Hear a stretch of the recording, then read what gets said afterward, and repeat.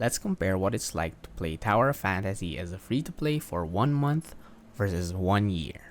There's only a 1 level gap, but levels don't really matter that much in the game, as the game will boost you really fast until you're near the maximum level, and it mainly just restricts new players from the more difficult activities. For the stats, we are between half to 2/3 of the way of the 1 year account, but this somewhat depends on our luck in finding the right equipments and upgrading the right stats.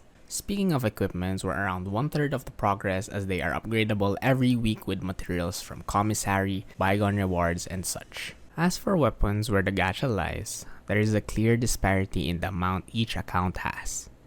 Having more weapons will give the player a variety of options for different situations, but as the game allows, we can only hold up to 3 weapons at a time, meaning the difference will lie on each account's 3 main weapons.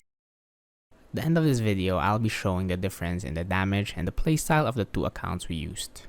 The 1 month account having 12 standard SSR copies and 2 limited SSR, while the 1 year account having 51 standard SSRs and 12 limited SSRs. Also, under a gacha system, we have the matrices, or weapon attachments as I call them. They're also just like weapons with additional stat buffs. The month-old account having only 15 SSR matrices, as the year-old one owns more than 100 copies. Next, we have Relics, which will give us more buffs when used during battle but is only temporary. We can obtain and upgrade them mostly through the Home Island Store, Crew Store, Battle Pass, and different events. The big difference will take months to catch up to, but will definitely give a small boost to our power.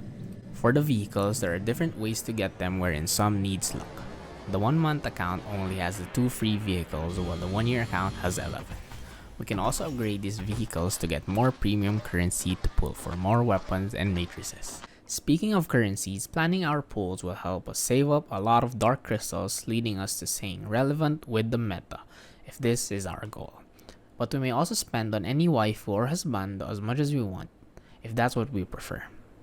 This 1 year Frost main has saved up around 350 pulls but still managed to acquire Fiona, all Frost weapons, a few advancements, and 3 sets of 4-piece matrices. While the 1 month account got Liuho from rerolling, Zeke's weapon and 4-piece matrix in 200 pulls, and this Liuho skin for around 11,000 dark crystals. Now let's talk about how the newer player can catch up with a huge gap in resources.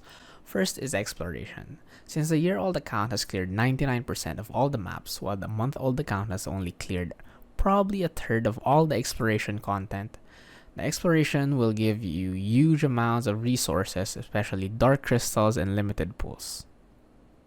Second, we have the achievements. This is minimal for both accounts, but this will still give you small amounts of dark crystals and a few standard pulls. Third, we have the appointed research, wherein the year-old account is 100% finished and the month-old account has not yet even started. The appointed research is where we can get equipment and upgrade materials for the late game, but initially it will give you lots of miras and verons. What do we use miras and verons for? Gachapons, which happens to be the 4th and final way to get huge amounts of resources. Gachapons, which are found in the entertainment center in Miroria, lets you exchange miras and verons for literally every resource that exists in the game, may it be limited and standard pools, dark crystals, equipments, upgrade materials, and more.